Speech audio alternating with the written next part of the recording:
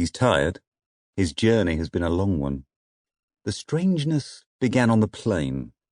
The flight to Scandinavian was not full. Maybe half the seats were empty. But there was nevertheless a good number of people. Mining company folk mostly, heading to the northern interior, Eric guessed. He took his seat by the window and did what everyone does before the instruction to switch off communications. He selected 1 degree on his device and bumped. And then nothing. He rebooted the app and bumped again. Nothing. He shook his head, unable to understand it. The 1 degree app is based on the principle of 6 degrees of separation. Eric knows all about it. As a journalist, it's his job to know about communication in its many forms. Since its invention, when some clever soul realized that it often takes not 6, but merely 1 step to connect you to most other people in the world, the app, or its current version, sits in the palm of everyone's hand. When going on a journey, or arriving in a new place, the easiest way to make friends quickly is to bump the air around you with 1 degree. Maybe no one you know is on the same plane, but someone who knows someone you know is likely to be. Or someone who went to school with a friend of yours. Or who works where you worked 10 years ago, and so on, and so on. Then you have someone to pass the journey with at the least, and maybe a new friend for life.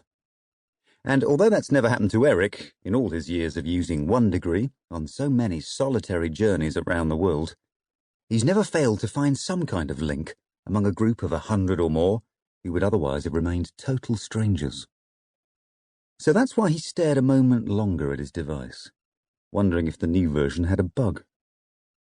As if something sinister had happened, he leaned out of his seat and, a little furtively, studied his fellow passengers.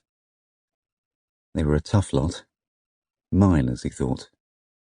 Tough. Work and worry were drawn on their faces, in skin aged by the cold. They were silent, merely nodding at the smiling attendants who floated down the aisle, proffering drinks.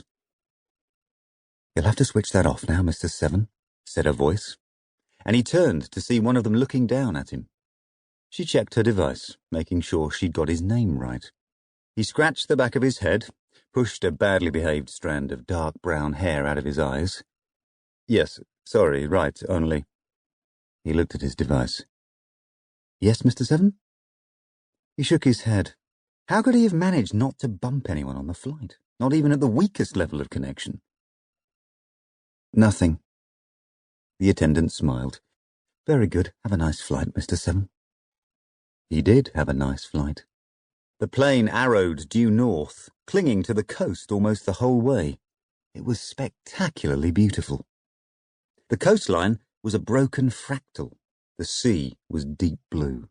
The rocks of the shore gentle mottled greys and browns. Inland, the ground climbed steadily into forests, which eventually gave way to treeless mountain tops. About noon, the plane landed at Scandinavian, and as Eric predicted, most of the passengers picked up transport heading for the big mine. For the 100th time, he pulled out the instructions the desk editor's assistant had given him and made his way on foot to the ferry terminal, where he boarded the steamboat for the short trip to Blessed Island. He knows little about the place. Just the rumours. But then, that's all anyone knows. And that, after all, is the whole point of his trip, to find out something about the island. There's nothing much about it on the net, nothing beyond the times of the steamboat, the hours of sunfall and moon up, a brief history of the old fishing trade now gone. As for the rumours, no first-hand accounts, no original source material. The pages that do mention them are simply rehashes of each other, leaving very few original hits to glean anything from. So little to be read on the net. That's another strange thing about the place. All he's heard are the rumours, stories, the speculation, and the swiftly lost words of whispered secrets about the island where people have started to live forever.